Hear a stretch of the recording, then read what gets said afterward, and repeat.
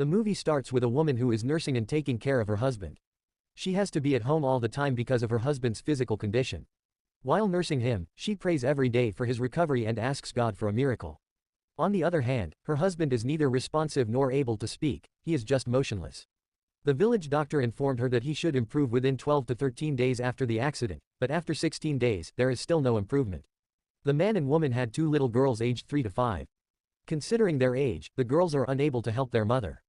When night falls, the 2 girls tell their mother that they are hungry and ask for food. However, when their mother finds nothing in the house to give them, she puts them to sleep. The next day, she goes to the pharmacy to get serum for her husband, but the shopkeeper rejects her request and tells her that they must pay their bill first before they can have medicine. The woman returns home in despair, and when she discovers that they have no more serum, she makes a mixture of sugar and water and gives it to her husband. When she realizes there is no money left, she decides to go to her aunt to ask for help. However, upon arriving at her aunt's house, she discovers that her aunt has been missing for some time, and no one knows her whereabouts. Disappointed, she returns home and tells her husband about this. She expresses that if his brother and mother had stayed to help them, none of this would have happened. This reveals that he was shot after defending his mother from insults, and the rumors about his involvement in the Taliban's war years have left him feeling trapped, with no options available to change their situation. The next day, the woman is not at home, so the children go to their father's room and remove the serum attached to him. Luckily, the mother arrives just in time to stop them from disturbing their father further. This is when Mala comes to their house to pray, but the woman, unprepared, tells Mala that she is on her period and cannot perform the prayer ceremony that day.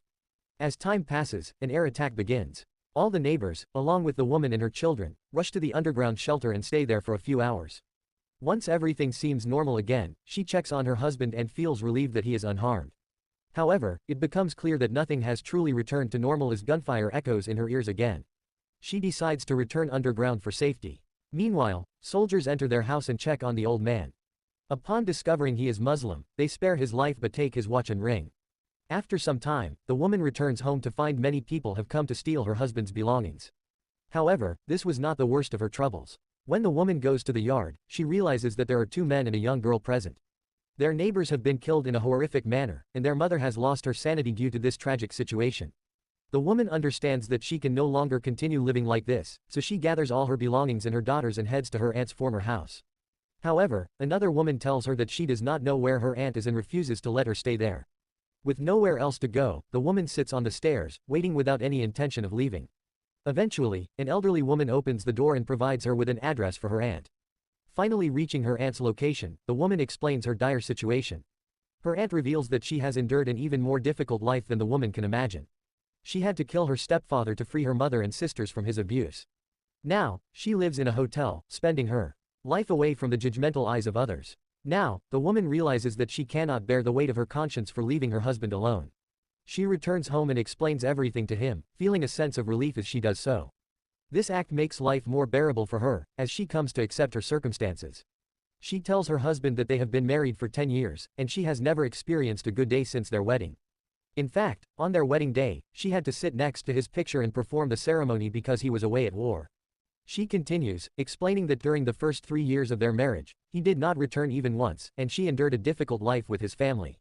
At times, even going to the bathroom felt like a nightmare because of her brothers-in-law. As time passes, the woman wonders why she is sharing these painful memories with him. She then confides in her husband that she also did not grow up in a good family. Her father loved his quails more than his children and often bet on quail fighting competitions. One day, he became particularly serious about it and even bet on his eldest daughter. Unfortunately, he lost that bet, and as a result, her 12-year-old sister was forced to marry a 40-year-old man. The woman, fearing she might be the next victim, opens the quail cage, only for the cat to eat them all. As she reflects on her memories with her husband, she feels he has never truly been a husband to her.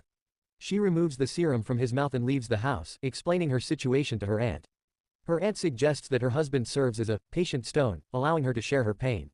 Noticing that she enjoys confiding in him, she returns home and washes him for the first time in their 10 years of marriage, kissing him afterward. As she begins to share more about her life, Mala arrives again to pray, but the woman claims she is on her period and is not ready.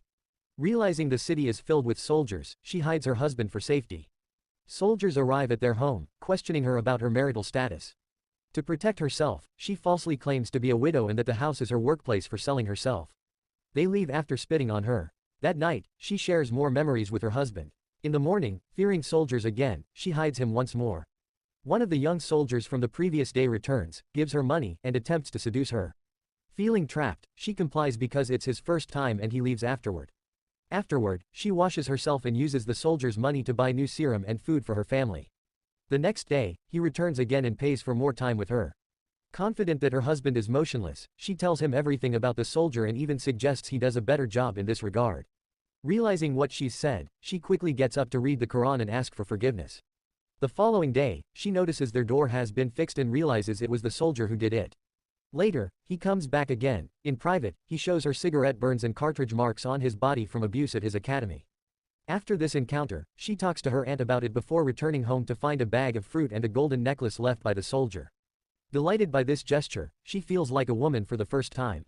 She shares everything with her husband, revealing that their children are fathered by another man due to his sterility. This revelation enrages him. As if awakening from a coma, he tries to strangle her in fury. In self-defense, she grabs a knife and kills him just as the soldier walks in to find them in that position.